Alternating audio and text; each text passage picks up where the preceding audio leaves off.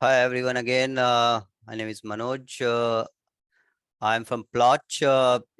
Today's session is about RSP, a very important piece that I talk about. We have done a similar session sometime back, and a lot of people liked it. What we thought was to repeat it, but to get an expert also in this session. So I have Abhishek with me. He's from ONDC. He's VP of Tech. Abhishek has helped us a lot in, with respect to RSP and a lot of other pieces in ONDC. So I thought,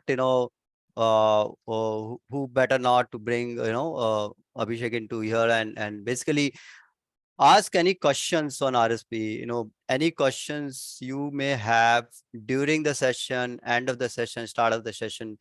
We want this to be as informative as possible and as interactive as possible. So feel free to ask any questions. What I will do is I'll start the session with few introduction of what RSP is, what are the benefits of RSP, why RSP is important in the whole ONDC ecosystem, take you through few use cases of how the money will flow in the RSP, and also show a short demo, not a very detailed demo. Abhishek is here to answer any of the questions you might have. I'm here to answer any of the questions you might have. Right? Feel free to ask any questions. The RSP, let me quickly take you through RSP, right? This is what I call a triangle of trust. We covered in this triangle of trust. I have IGM, score, and RSP. This IGM piece in this triangle of trust is what we talked about, last week. A very, very important piece which talks about customer experience. It talks about, how the grievances in the ONDC ecosystem can be handled, right? Uh, RSP is also is a very, very important part of the triangle of trust, because it's the trust of the sellers, right? Sellers need to get payments on time.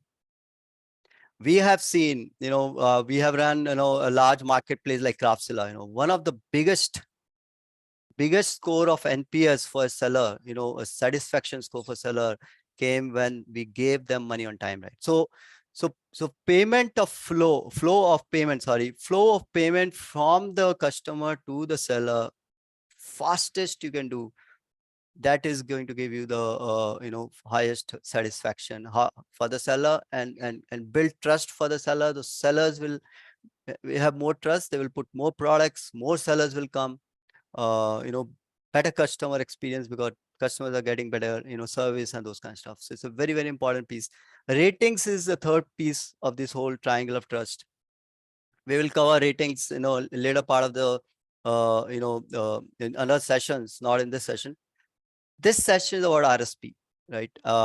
And Just broadly, I'll give you a very, very high level understanding of what RSP is, right?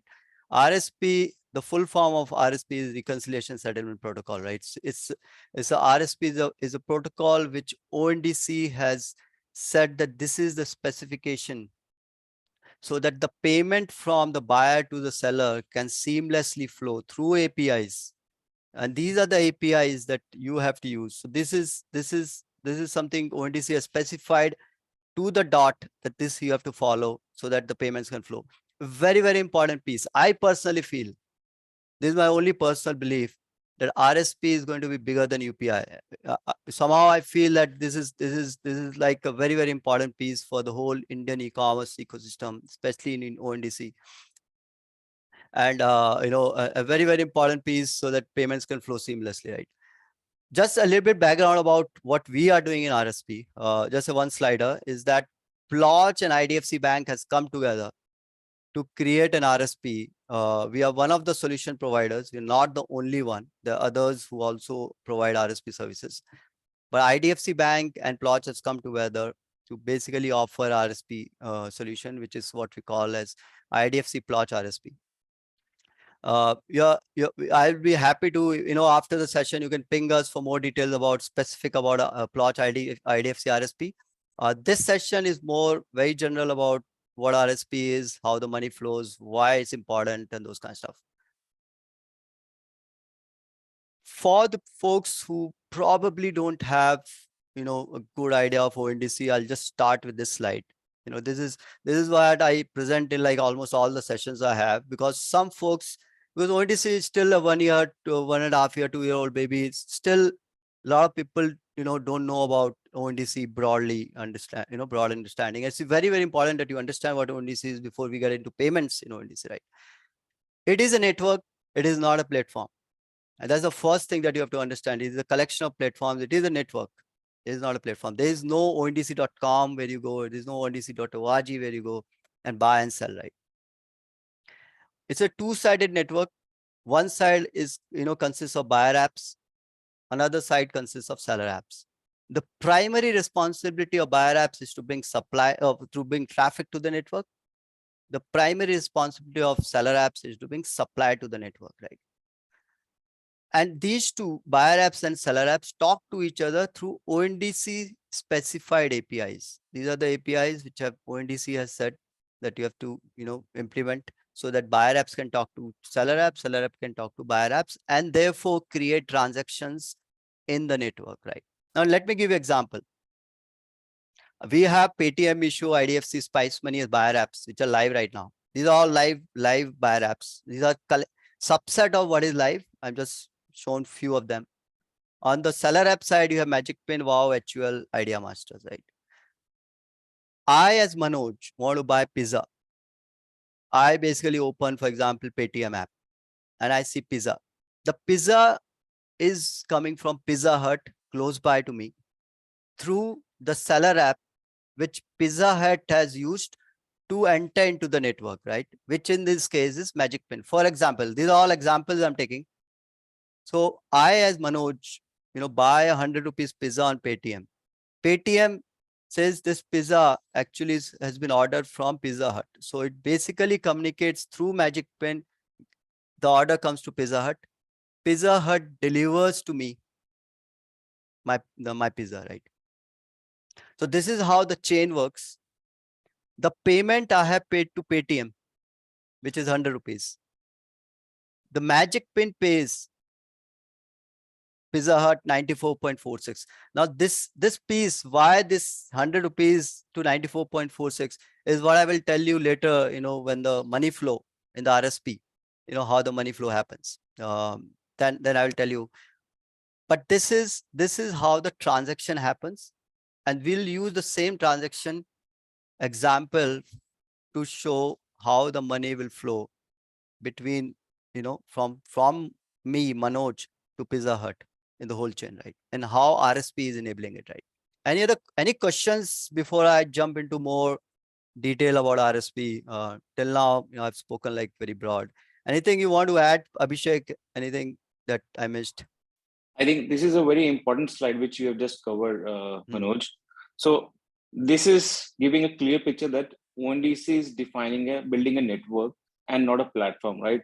So if you see on the buyer side and the seller side, these are the platforms you can refer in the larger world. But on the ONDC construct, ONDC is trying to build a network of these marketplaces. So understanding this ecosystem is really important. And when you understood this construct really well, then probably you would be able to understand that how money would be flowing from the buyer to the end seller, like Yes. Manoj would be talking about in the subsequent slides. Yes. Perfectly right, Abhishek. Any questions from anyone before I jump? Maybe I'll jump to the next slide.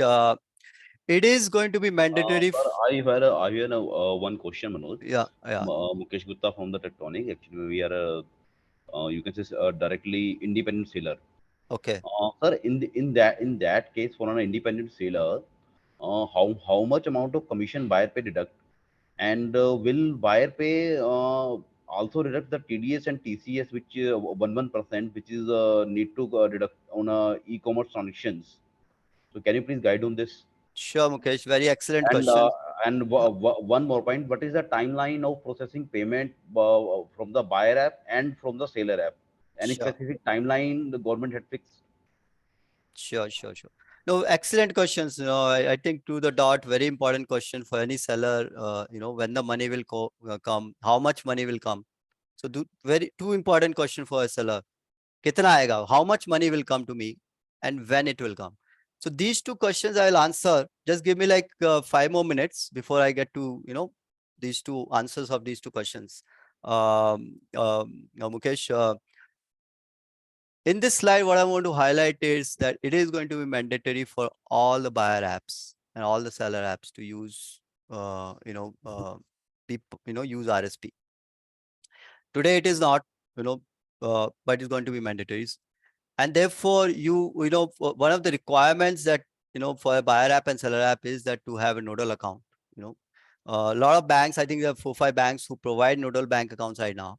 IDFC is one of them. So you can approach IDFC or you can approach others who also provide. So it is one thing I want to highlight is going to be mandatory. This is the RSP architecture, right? Uh, the, we saw that 100 rupees I paid to Paytm and then 94.46 was paid to Pizza Hut by Magic Pin, right? The money flow from Paytm to Magic Pin happens through this RSP, framework that I'm showing here. It basically consists of in the core RSP switch. On the two sides, basically someone is to prepare how much money that Paytm has to pay to Magic Pin, right? Someone is to prepare that that amount and settlement and which bank account, all those things, right? Someone is to prepare that. So there's a preparer module. Then there's a NP adapter where the API adapter comes into picture. You don't have to understand all that. If for you to be, this is for like very, if you want to go deeper into RSP, that's what I'm talking about. But it's okay if you don't follow me, on this one. It's not required. RSP switch is in between. Paytm tells RSP switch this one amount, please pay to Magic Pin. RSP switch tells to NPCI switch, which is there. Today, there is a settlement agency that, which is there in the network, which is NPCI right now, which then does the bank to bank payment of from Paytm to Magic Pin and tells RSP that this I paid. Please, this is the UTR number of the payment. And then RSP switch communicates that to seller app and buyer app. This is broadly, this is what the architecture does, right? So all the money flows through RSPs, all the money instructions flow through RSP switch. The money flows through NPCI switch. It basically, it does the money to money transfer, right? Bank to bank transfer. A lot of questions come to me, you ask Mukesh, how much the buyer app commission is like. Today, most of the buyer apps, of all the buyer apps are free to charge, based on category, different commissions. Today, most of the folks are charging 3%, right, across categories. But this 3% is paid on the combination of price. It's not just on the price. It's a combination of price, delivery charge, packaging charge, and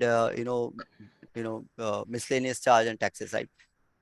So it's just not on price, because a lot of people confuse that, I have 3% is on what and those kind of stuff, right? So this is a slide I want to make sure that you understand. This 3% is on everything which a customer pays. What Sir, 100 rupees I have paid to customer. sir, I have one question. How Yeah. can you fix a 3% as a fix?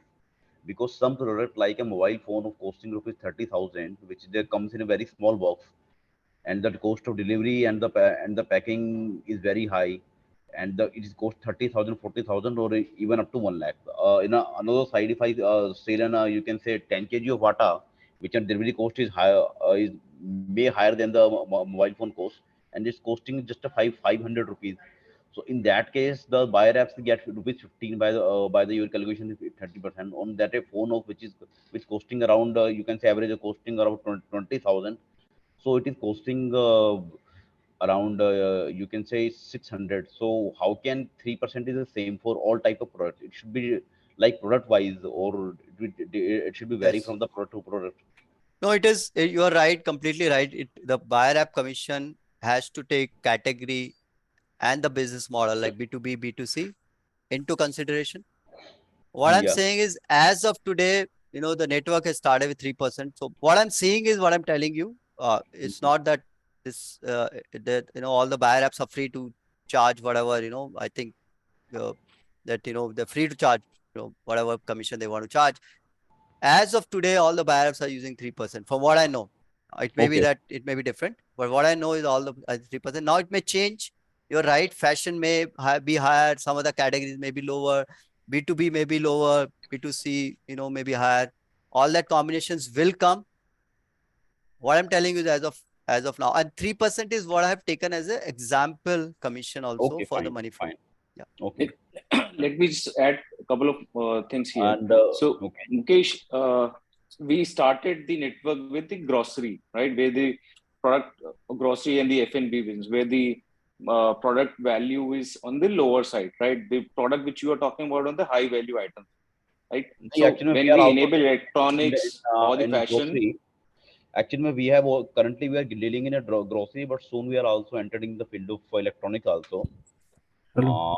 And actually, my one question which is not answered by Manoj ji, that is ki how much time the buyer app will pay to the seller or to the seller app. मतलब what is the timeline decided by the government?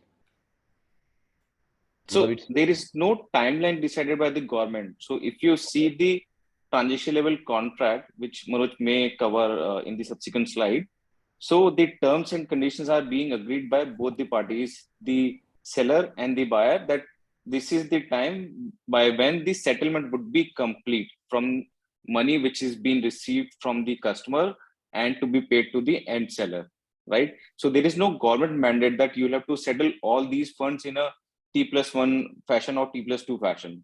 It is the protocol which is negotiating and deciding that these are the terms and conditions in which the settlement will happen. So Mukesh, basically, there's no government is not saying this is what this is the timeline that you have to follow. There's nothing which is there. It is something that is negotiated between buyer app and seller app. Is what Abhishek is saying.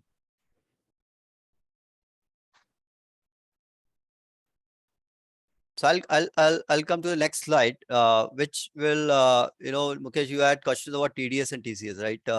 So there are two types of seller apps that we see. Primarily a multi-seller, which is basically an aggregator, like Magic Pin. Magic Pin is an aggregator of a lot of restaurants, right? So basically, Magic Pin is a MSN, multi-seller, network participant here. Then there are ISN, which are inventory sellers, who basically are not aggregating, but they themselves, they have inventory and then they're selling, right? The TDS and TCS implications are very different for ISN seller and an MSN seller, right? So for example, Wow is an ISN seller. Wow is a D2C brand on ONDC right now. So Wow is an ISN seller. If Paytm is paying to ISN, let's say I paid 100 rupees to Paytm.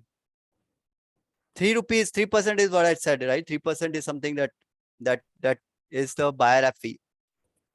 So 3% of 100 is 3 rupees, right? Then there is 18% GST, which which amounts to 54 paisa on 3 rupees, right? Then there is a TDS and TCS of 1 rupee and TCS of 1 rupee, which is 1% of 100 rupees. Total deduction of 5.4 is what Paytm will keep and give 94.46 rupees to Wow. This is how the TDS and TCS happens for the ISN. Now, but this is very different from MSN angle, right? For MSN, the TDS and TCS deduction buyer app doesn't do. Is the what the Magic Pin will do to with the rest with respect to restaurant, right? So the only thing that a Paytm will do is 3 rupees with the 3% and 80% GST, which is 3.54. So basically 96.46 rupees is what Paytm will pay to MSN, to Magic Pin. So it's a different cases of TDS and TCS, how happens. Uh, uh, uh, you know, uh, you know, there's a different treatment depending on which what the seller app side, whether it's ISN or MSN, right? Now, this amount, this withholding amount of course is also, you know, communicated through RSP to the to the seller app in the API through RSP, that this is what I'm withholding and those kind of stuff. So there is that, you know, communication which happens through RSP. But this is how the treatment happens, right? Because it's important for you to understand this, to understand the you know the how the money from different participant will flow to the different participant, right? The payment trigger. Now, when the buyer app will pay to seller app, when the Paytm will pay to Magic Pin, primarily in our system, this is something that I'm talking about specific to, you know, Plotch, you can say that, is that when the delivery has happened, plus the return period. If there is a return, you know, let's say pizza, there is no return, right? So return period will be almost like zero in that case, right? Delivery is primarily the same day, right? You probably will deliver within pizza within 30 minutes or 45 minutes, right? Plus 2 days is when the trigger of payment will happen from the Paytm to Magic Pay. Of course, the money for as a RSP, we have the preparer that I showed, that the preparer which actually prepares all this, how much money have to be paid, does the delivery plus return period plus expiry has happened, right? The preparer will also check whether the money has come from payment gateway into the bank account of Paytm, right? Because it's important that the money has come. This is one of the part of the reconciliation that, you know, preparer will do. And then third piece can be that you basically check in the bank statement of Paytm that the money has come from Paytm, right? So there's a three-way reconciliation which, you know, which usually happens in the whole preparer side. I have only showed two pieces of it here, and the payment is then triggered, right? So your question then, when the payment will go out, is that, for example, in the case of pizza, it will be primarily plus 2 days.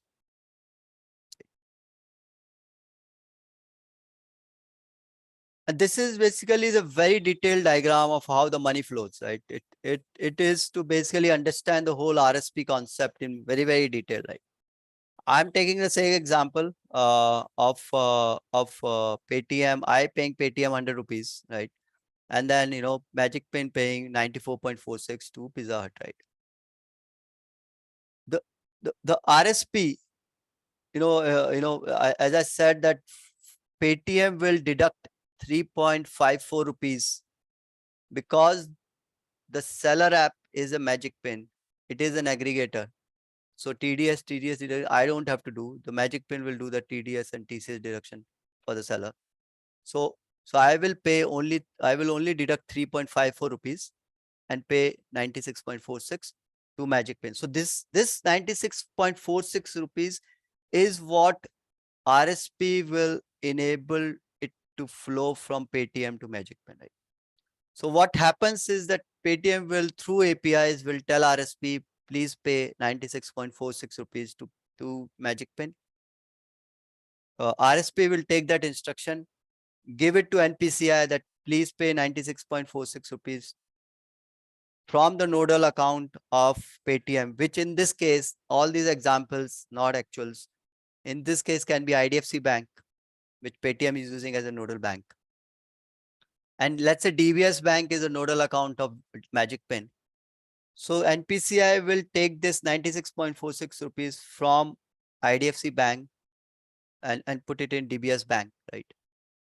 Of course, the 100 rupees has come into the nodal of Bank of Paytm, which has come into the IDFC Bank, right?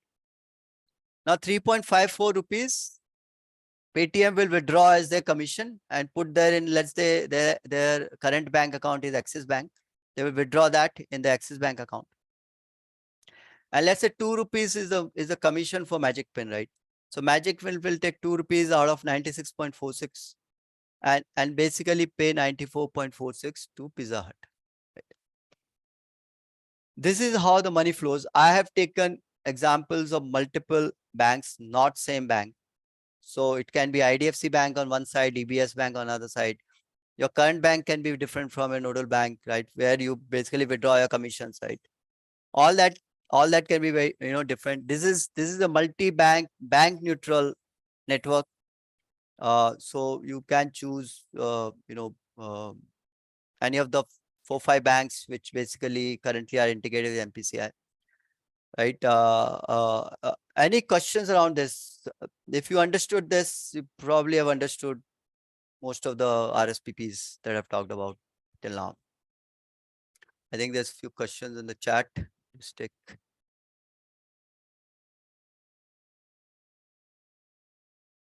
Will TDS and TCS also deducted on GST? No. TDS is on the gross value, which is on 100 rupees. So whatever is collected, TDS and TCS is deducted. So it's on 100 rupees. So it's not on GST. Who will be responsible for payment gateway charges? Seller app or buyer app? Buyer app is responsible for payment gateway charges. So that's a cost that they have to basically account into when they are, setting up their buyer app fees, right? Having said that, a lot of people actually are promoting UPI in ONDC, which actually is a good thing because UPI is a very low cost, has a low cost transaction fee, no fee at all in a lot of cases. So, so UPI a lot of people uses, but yeah, any payment gateway charges is borne by buyer app right now. So just to add, Manoj here. So Sure. here, whosoever is collecting the payment, it could be buyer app or the seller app. So currently, the protocol supports buyer app collecting the payment, but in future, seller app may also collect the payment. So if buyer app is collecting the payment, they'll have to pay the PG charges. If seller app is collecting the payment, they'll have to pay the PG charges. Got it. Yes. So it actually, you're right, Abhishek. My mistake. It is possible that seller app can also share a payment link to buyer app for collection of payment. In that case, the seller app will pay.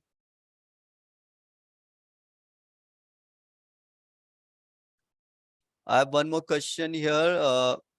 Is there any upper limit of TAT for money settlement agreed between buyer and seller? If the money is not settled within buyer PG for 10 days, will the seller also not receive?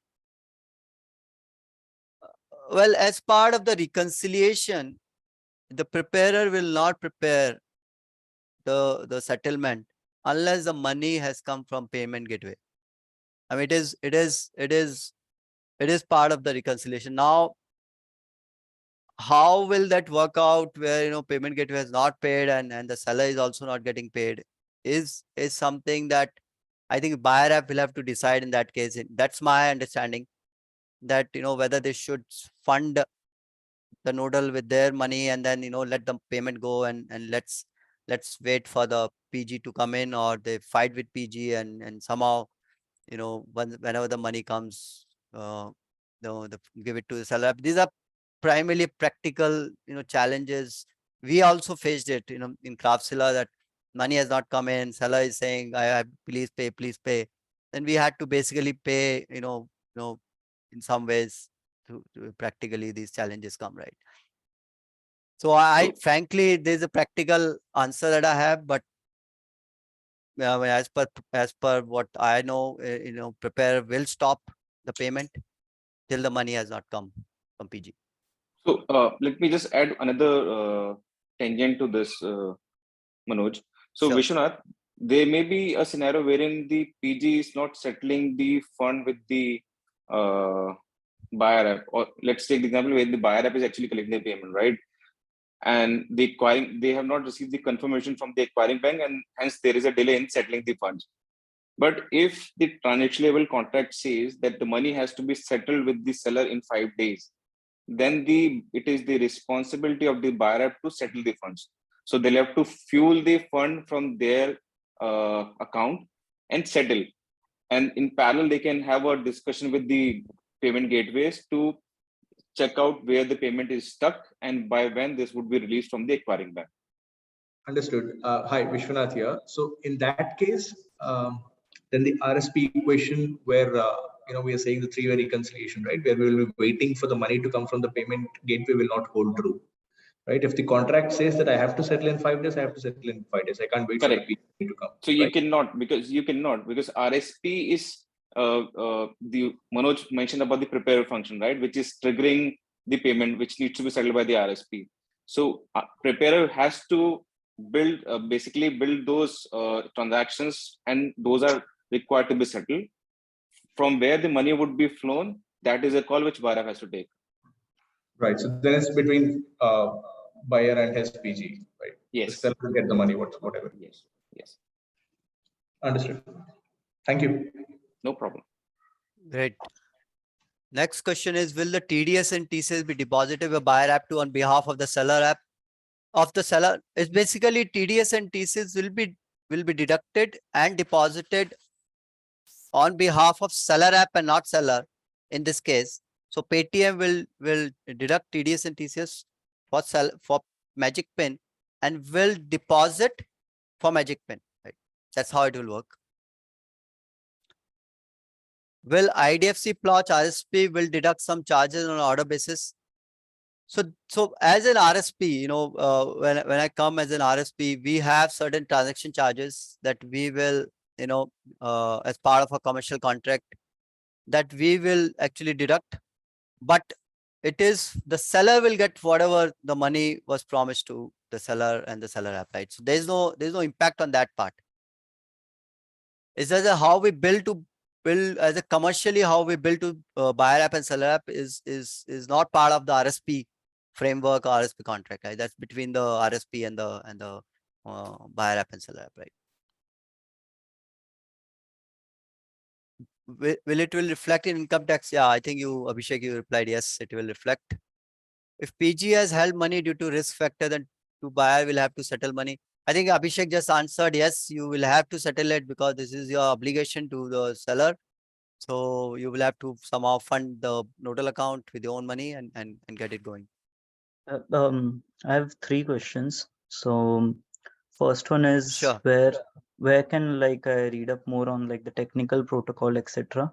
I was going through the ONDC website, couldn't figure it out. Then the second one would be, are there any future consideration for payment gateway flows to be included in this whole process as well? Is it like a V1, V0, this whole process, and will it evolve? And any thoughts there? And then the third thing is, I guess involved bank also have retail and wholesale CBDC experiments going on. So are there any thoughts on syncing up those efforts with this? Because like what was mentioned in the RBI's white paper, it included a lot of benefits which can happen on the settlement and reconciliation aspect as well by using like the CBDC thing as a whole thing. So is there any thoughts on ONDC? And I guess that's more for Abhishek. And how are you thinking about these 3 things? Yeah, Abhishek, you want to answer? I didn't get the first. So for the first question, you can check our GitHub repo. So in the extension layer, you can get the protocol or the and the YAML and the product document also. For the second thing, wherein you were requesting for a PG as a service, right?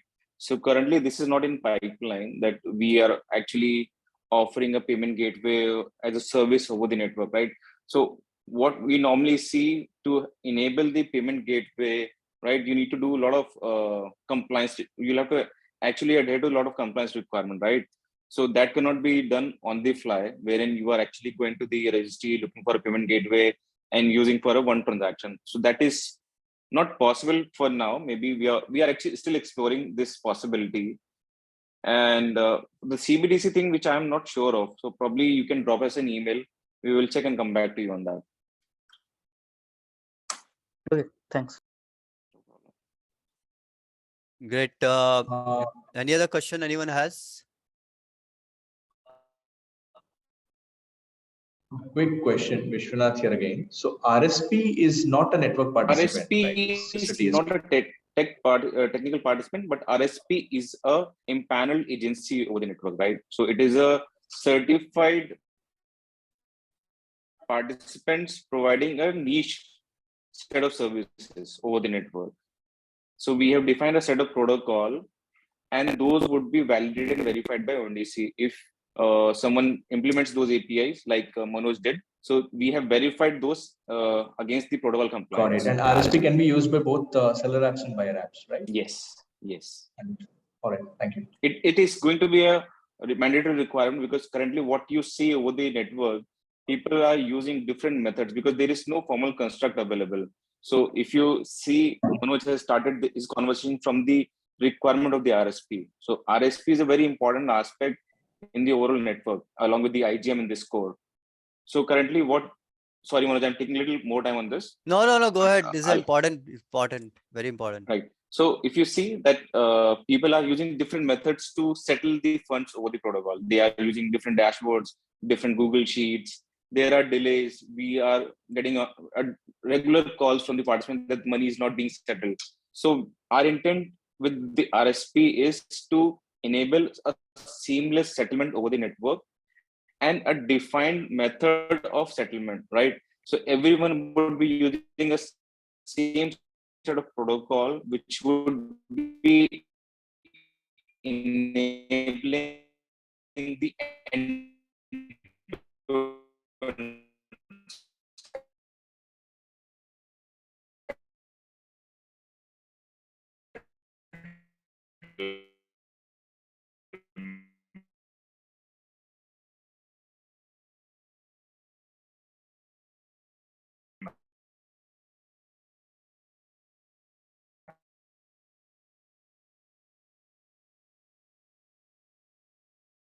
RSP has a method for the correction flow, right? Wherein you see there is suppose buyer app is supposed to settle 100 rupees, but buyer app has only settled 90 rupees. So in this case, seller can initiate a correction flow that I was expecting 100 rupees. However, you have only settled 90. In case, even after the correction flow, the money is not settled, then the IGM route would be used. Did I answer your question? Yeah. Thank you. Sorry, I think I had some issues, so I had to. So something happened here. Any other question anyone has? I have pinged a question in the chat. However, I can read it out. So if the receiver is the seller NP, or for that matter the seller on record, what is actually their role in the RSP framework? Can you repeat that? Sorry, I missed it. No, yes. So if the receiver is the seller NP or seller on record for that matter, what is their RSP framework is my question. So what do they have to do? Because the RSP would be of the collectors. In this particular case, it will be of the buyers, right? Like the buyer side app. Okay. So Yes. what is the role of the seller NP here in this particular framework? So seller NP basically will have to handle primarily one API right now and one callback, which is the receiver recon and on-receiver recon, right? Which basically tells the seller NP that for the payment that the RSP has made, what is the UTR, the bank UTR, and how much the money has been paid and when the money was paid and for which order the money was paid, right? The 4-5 things that RSP communicates to seller app through API. So a seller NP will have to handle that API, that API, that information which is coming from the RSP. So the information is only to be consumed by the seller NP, and that's it. So I believe that settlement advice which we receive from the RSP, which he's in turn received from the settlement agency, right? He'll be basically cascading it to us. So we only have to consume that information. If we do not act upon that information, it is our choice, since that is an optional step to do, right? 5C. Yes. You have option to send a on receiver recon or not send. But if you don't send it after I think certain period, it will be assumed that there's no dispute that you have. So it will be assumed settled. I just hope that there's nothing more to it when it comes to the seller NP. It's just this, right, for now. Yeah. So basically, see, although it is a happy case that you're talking about, most of the times, what we've seen is the unhappy cases are around underpayment and not overpayment, but primarily underpayment, right? So there is some action which a seller NP would need to do. Okay. Because of these, unhappy cases. either raise an IGM, go through IGM and raise that, I got underpaid, or to initiate a, tell in the on receiver that, okay, my settlement was not complete. So that, buyer app can, pay it, whatever underpayment which happened. So let's say I instead of 94, I got 93.46. So 1 rupee was underpaid. I can say in my on receiver that, it was not settled. So the 1 rupee can, what Abhishek just said in the correction flow can happen, where 1 rupee can be settled from Paytm to Magic Pin later. Cool. So is that correction flow? So okay, the correction flow starts after the on receiver recon. We give a response in the on receiver recon where we say that we are underpaid, and the Yes. correction flow will begin. So is there more to the correction flow that we have to contribute in this case? So basically, so this is how the correction flow works, right? Now, let's say even after you said this is not something which I got, my understanding, and my understanding is that you can go through IGM and raise a dispute, and so that your dispute can result into a correction flow. Got it. Got it. So the correction flow will be routed to the buyer now, or the collector for that matter, so that they will reconcile it and they will basically verify all the payments and everything. They'll send a response again. Yeah. So that will Yeah. be verified. Yeah. Got it. Thank you so much. If it's overpayment, then of course it comes reverse. Yeah, Then, of course, I understand. Yeah. So, Thank you so much. Kushal, just to add one thing, right? So, in the RSP framework, we are not doing the netting off, right? So it is the gross settlement. RSP is actually the foundation of RSP is doing the gross settlement. So if you have received more, right, then in that case you became the collector and you'll have to settle the funds with the buyer NP. Okay. So we may have to like, but there's no Yes. choice. Right? Like we cannot just not over collect, like collect an overpayment. So we'll have to have that in place so that if that happens in case, Yes. then we'll have to like settle it to the particular party that has Right. overdone the payment. Right. Got it. So I think this was the initial statement which Manoj gave, right? RSP has to be implemented by both the buyer NP and the seller NP, right?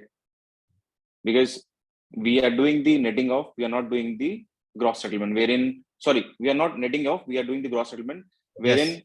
the amount which is due is being settled for Okay. So this a one particular case, transaction.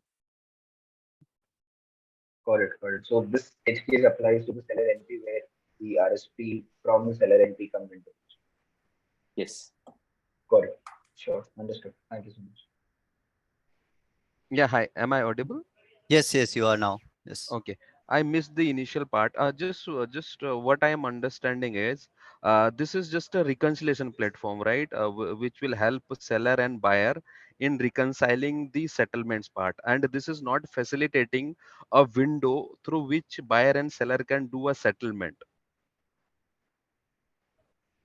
No, this is the settlement. This is how the settlement will happen between the buyer app and seller app. So if in this case, if I'm at a buyer side, I collected the 100 rupee, then whether this RSP will take the seller portion from my bank account and put it in a seller account, is it? Okay, so that piece where the seller app to seller payment is not covered in the RSP Okay, right okay. now, right? That buyer has to pay. That seller app will Maybe, have to settle through NEFT or through other okay, mechanisms, okay. right? So this Uh, is the reconciliation part only. this is between buyer app and seller app. This is between Paytm and Magic Pin, and not between Magic Pin and Pizza Hut. Okay. Okay, buyer app has to settle with seller app only. Then seller will take care of the seller app will take care of the seller part. Precisely. This I understand. Yes. Okay. Actually, we want to be participate at buyer app, but we don't want to collect the payment. We want seller app to collect the payment. So as of now, there is no such feasibility is available, right? No, currently this is not available in the protocol. Yes, The because buyer app is collecting the payment. Yes. we are not sure how much this will take, but settling as per the seller app requirement, because there will be a 3 days, 4 days, 5 days, so it will give us a too much of cost will involve manpower will be required, system development will require. So till the time there is no because there is a settlement model is not designed in between buyer app and seller app. So it will be to participating in this will be tough. No, I didn't get your question clearly. Manoj, did you get the question? Because I think what I think what you're referring is the complexity of handling this settlements, Correct. right? So in that case, basically players like us come into picture, where we provide solutions which simplify a lot of things. Like, so one of the things that we are now doing is that we are giving you a managed RSP, so that on the seller app side also, the seller and the seller app just needs to log in, and they don't need to worry about the adapters and API handling and those kind of stuff, right? So So does it I'm mean that quite sure a lot of the folks will also start to offer a lot of simplification of this, so that you don't have to worry about APIs and underpayment, overpayment flows and all those things. okay? Does it mean that I simply log in into the window which you provide for your system, and I will get the ready-made report how much I need to settle with the Yes, yes, respect? yes. So that's the service that we provide. I mean that that's that's not part of the RSP that generally comes. Okay, the MIS handling part Yes, you yes, take care, yes, yes, yes, and the reconciliation also. yes, So yes. wherever there is a dispute is raised, that will come through So your. we'll flag that underpayment happened, so you can then initiate a Okay, uh, and what about the refund if customer has cancelled the order and done and refund is required and all that? so generally refund will happen in the return period window. So that's why there's this return period expiry which needs to happen, right? Now, for some reason, let's say refund had to be done where the customer is maybe, uh, saying that I want refund even though a return period expired and all those things, right? In that case, it might happen that the seller app might have to pay back to buyer app and become a Okay. collector, and a buyer app becomes a receiver kind of stuff. So The reverse model. let's assume we have a payment gateway, and payment gateway has collected the payment. Now that order is cancelled, and refund needs to be initiated. Whether you can initiate that refund and communicate to our payment gateway, or any provide a communication at our organization to a So that designated email. that is not part of the RSP. So what you're talking about is that someone cancel the order right Correct. then and there, right? So that refund is between the buyer and the buyer app. It's between me and Paytm. That Okay. doesn't flow into the RSP framework because Okay, so anything buyer and buyer app, it's out of the scope, right? is out of the scope. That money flow is there. That automatically the money came, 100 rupees refunded. So there's no one to Okay, be paid in the network. okay, got it. Thank you. Let me take few quickly some more questions. So just a quick question. Yeah. Can there be a possibility where merchant expects the settlement to happen in T+2, but he allows the refund window to be 5 days? I mean, refund window greater than settlement agreed time, basically. Can there be a possibility of that? Refund window. So basically, it is. I think. Why would you want more? Sorry, I just this is a bit No, little what bit what I'm confused. saying is that the agreed settlement timeline in the sale contract is basically 2 days. Okay. Right? So irrespective of you get the money or not, you need to give the seller the money in 2 days. That's the agreed as per the sale contract. Okay. As per the sale contract, the refund window is 5 days. Return window. Okay. Can there be a possibility of this? Can there be a possibility of this happening? Because what could potentially happen is that then you will settle the money in 2 days, but after 4 days, customer is giving a refund or initiating a refund or return. Kunal, this is possible, right? Currently, this is not available on the protocol, but yes, in the future, what we are getting requests from the participant is to enable split payment over the network, wherein we'll release 10%, but the collector will release 10% payment the moment order is placed. When the delivery is initiated, and the 20% would be released. So these split payment would actually mimic the case which you are highlighting here. So yes, in that case, wherein partial payment is done and now customer is initiating the cancellation. In that case, the reverse flow will kick off, wherein the seller app will become the collector and settle the funds with the buyer app for the final settlement with the customer. Okay. Now my question was slightly different actually. So what I was trying to understand is that the motive of settling after the refund window is closed is basically to avoid any refunds happening once the money is settled, right? So that is not available. Manoj, you can correct me here, because what we agree on the protocol of the transferable contract is the settlement windows, right? So in the contract only, the buyer and seller are agreeing that these are the terms and conditions on which the settlement would happen, right? So the case which you are trying to convey here will not arise. The protocol will not allow. That's what I was. Protocol, the negotiation will not allow. Okay. But generally, practically, I'll tell you what happens is that any buyer app will ensure that return period expires before paying to seller app. No, but the So, point is the return period, like I said in my example, is 5 days, but you agreed to settle the money with the seller in 2 days. But right? So but then the settlement window that buyer app will agree to is only 5 day plus 2 days, 7 days. Oh, okay. So because buyer app will not pay, practically if buyer app will not pay you unless the return period expires, because it's very, very difficult to collect money in the reverse flow. I mean, that is problem for you, is seller app, is problem for buyer app also. Okay. So don't you think that creates some friction for the sellers to participate, because they want the monies to be realized as soon as possible? You can't wait. Yes. So that's why, it may happen. A lot of people will say, I will not take returns, or I have a low return period, I mean, one of the important thing is seller should be paid very quickly. I mean, that is I think is a very important piece here. How do we enable it? I think is a great question. So that the money flows very, very fast. But so one of the ways to control is at the seller app side is to control the return period.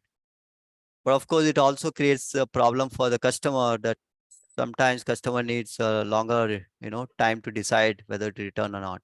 A short period can be a customer satisfaction issue.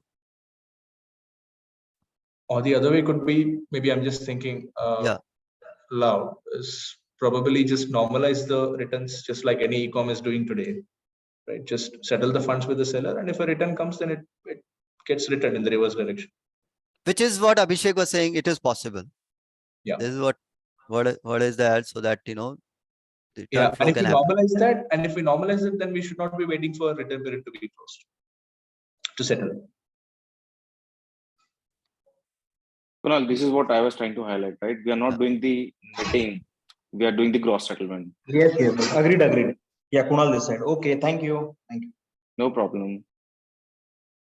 So just one thing, if chargeback comes, then what happens? Let's say customer has paid later on, he has sent a chargeback request. Now that chargeback request will come to buyer app, where the money has been settled with the seller app and it has gone to seller.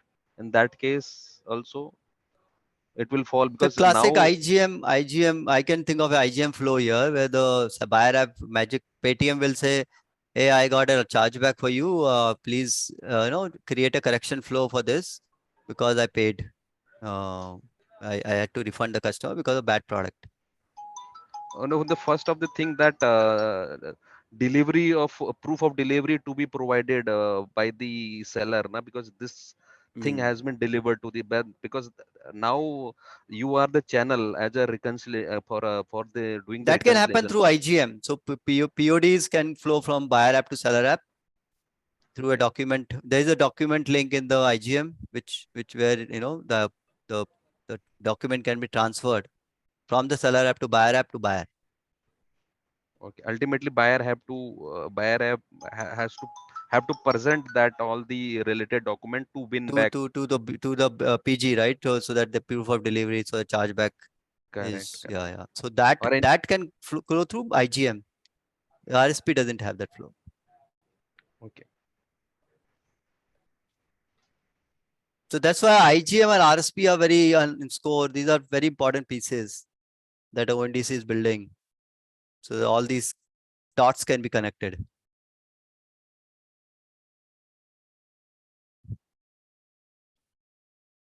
Any other question? I have few bunch of questions here, but I'm running out of time, unfortunately. Anyone wants to highlight any important question? Maybe speak here, and we'll just take couple of more questions. And maybe the demo part we will do in another session because we run out of time.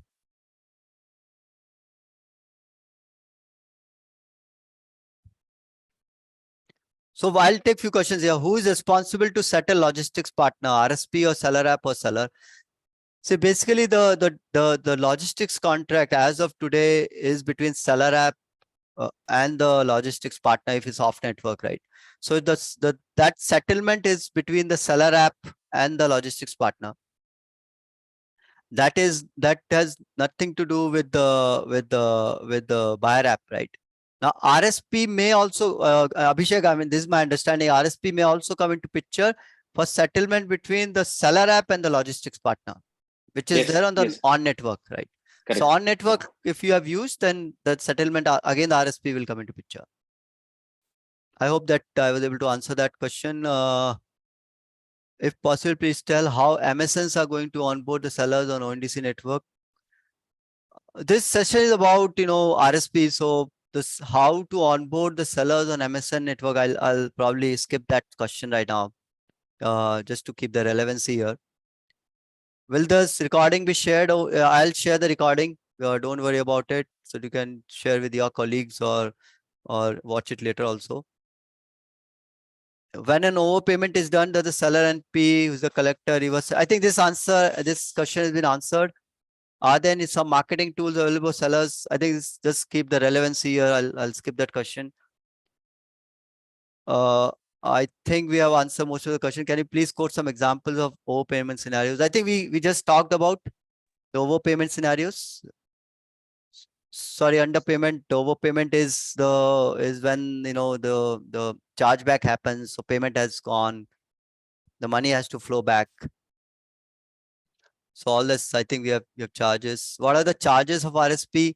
I think for RSP, if you want to know what are the charges for us for Plotch, you can email us at rsp@plotch.ai, or you can WhatsApp at this number. We'll happy to share our whatever charges that we have for RSP.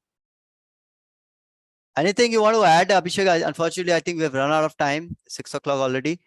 Anything you want to add? I think it's been great session as far as I can see. A lot of questions, a lot of interest. It is a very important piece. It is a very important piece of trust, building trust in the network. So I hope we are able to tell you what RSP is. Abhishek, anything you want to add? I think you have summarized it really well, Manoj. The main agenda of the discussion was to make people aware that why we really need an RSP in the picture, right? So we have summarized currently there are very ad hoc processes which are being followed. So RSP will actually streamline the overall fund settlement and build the trust in the overall ecosystem. That is the intent on which we guys are working on. Exactly. Thank you again, everyone. I hope you like the session. We'll share the recording with you over channels, email and WhatsApp. And we hope to again do this with more detailed demo of how the money will flow. We'll actually show you how the money will flow. But that will come back again. Thank you again. Have a great weekend and see you in future. Bye-bye. Thank you, everyone. Bye-bye.